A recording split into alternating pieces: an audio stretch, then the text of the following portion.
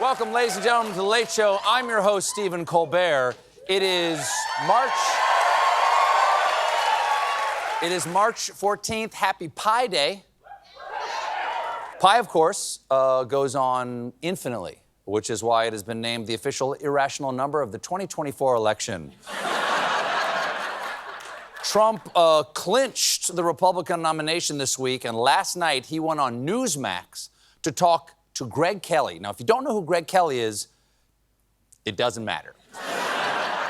Trump spent a lot of the interview talking about how unfairly he's treated. And I look now, even last night I was saying it, I said, I don't care, Andrew Jackson or anybody else, nobody has, when you think of the fake things, nobody's been treated like Trump in terms of badly. Totally normal way to say that. Reminds me of my favorite Michael Jackson album, In Terms of Badly. Does he talk like that the rest of the day? No one eats chicken nuggets like Trump. In terms of hungrily, nobody puts on pajamas like Trump by way of sleepily, and the deep state is forcing Trump to get up several times a night apropos of poopily. Or apropos-poopily.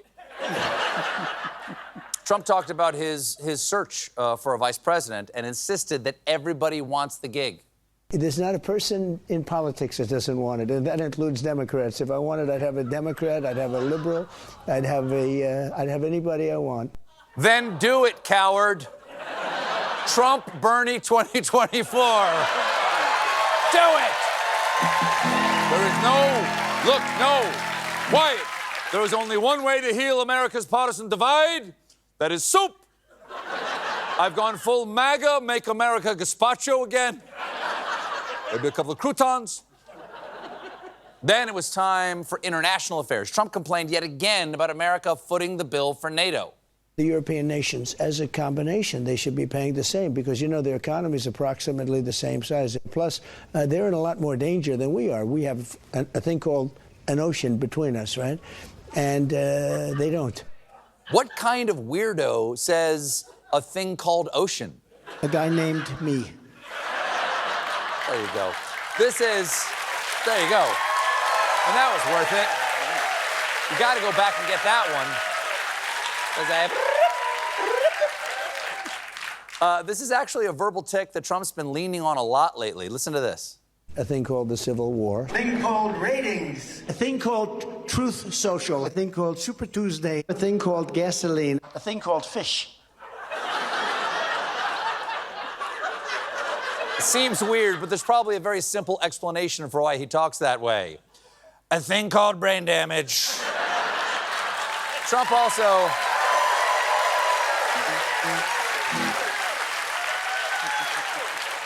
opened up about his personal struggles. Some people say, sir, how do you get out of bed in the morning? It's a war. No, it's true. Getting out of bed is a war. First fight is rolling over.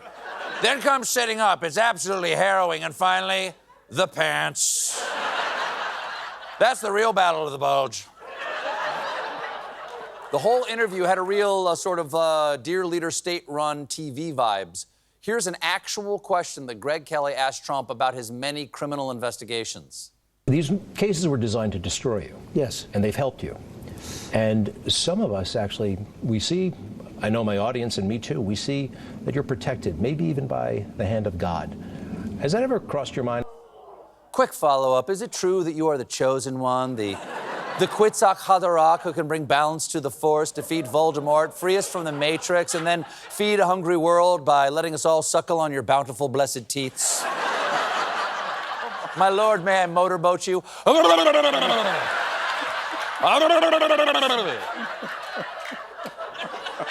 Really? Did we find the line? No? No? Too much? The interview also touched on Trump's classified documents case, and naturally, Trump insisted that he did nothing wrong.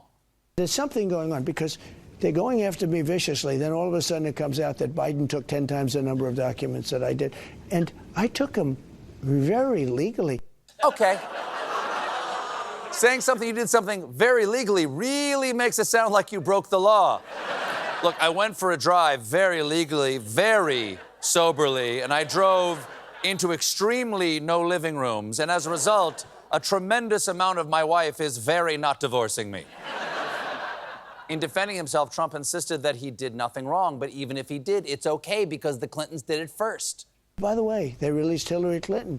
She hammered her phones. Nothing happens to Bill Clinton. He took it out in his socks. You know, it's the famous socks case. Oh, we all remember Bill Clinton's socks case. Who could forget this famous line? I did not have sexual relations with that woman. Oh, I missed that. Takes you back, doesn't it? That takes you back. Today, Donald Trump was in a Florida court for that case, presided over by Trump-appointed federal judge. And picture in a cursed locket that will steal your soul, Eileen Cannon. His lawyers argued today that the Presidential Records Act does not apply to former President Trump because he had virtually unreviewable authority to designate presidential records as personal ones, and the National Archives has authority over only presidential records, not personal ones. Okay, so he has the power to declare presidential records personal records, and as a result, they are no longer presidential records because as president, they belong to him personally. As you can see, officer, I couldn't have stolen the car because I have it. How could I steal something that's already mine? Now, do you have the keys? Because I'm having a hell of a time hotwiring this sumbitch. Oh, in news, there's new news about former CNN anchor and Airbnb host who keeps hanging around long after you get there. Don Lemon. Lemon, if you'll remember, was fired from CNN last year, but it seems like he landed on his feet when he announced in January that he was getting a new show on Twitter. And his first guest was none other than Twitter owner and Uber driver who's going to ask you if you live alone, Elon Musk. Lemon interviewed Musk just last Friday, right? And evidently it did not go too good because shortly after he announced, Elon Musk has canceled the partnership I had with X. You know something went wrong when you're asked to leave Twitter. I'm sorry, but you're no longer welcome in our community of flat earth incel Nazis. Lemon also pressed Musk about his recent meeting with Trump. You recently met with Donald Trump in Florida. What did you guys talk about? I was at a breakfast at a friend's place, and Donald Trump came by. That's it. What did you discuss? I don't... let's just say he did most of the talking. Okay, that checks out. Elon, other guy, I see you're enjoying a thing called breakfast. Anyway, can I have a thing called $450 million? And the rest of those pancakes, please. What's that? I'm getting some urgent breaking sheep news. Is this true? Yes, a Montana rancher bred giant clone Franken-sheep. That is awful. And not only because the most annoying guy you know just said, actually, it's Franken-sheep's monster.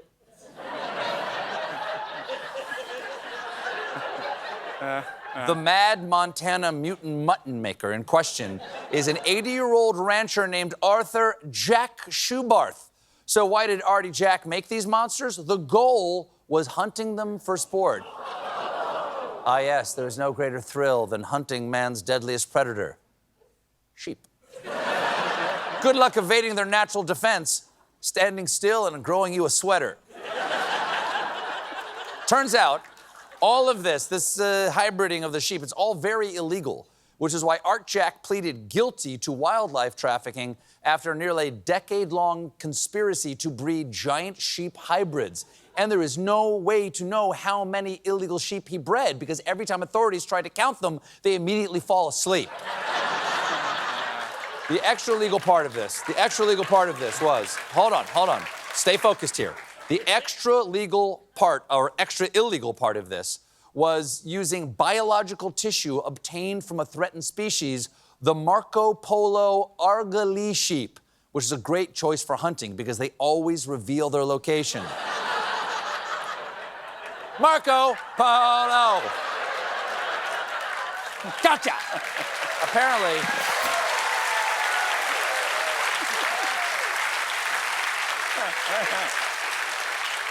Apparently, and this is true, to make the hybrids, he extracted semen from bighorn sheep after paying $400 to a hunting guide for the sheep's testicles.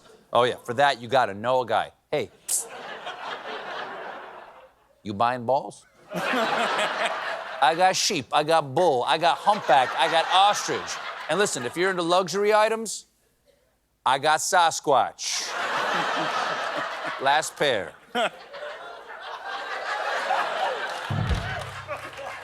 Good catch. But now the sheep-nanigans have come to an end. Shoebarth's sentencing is set for July. And you can catch up on all the details in the next episode of Law and Order SVU.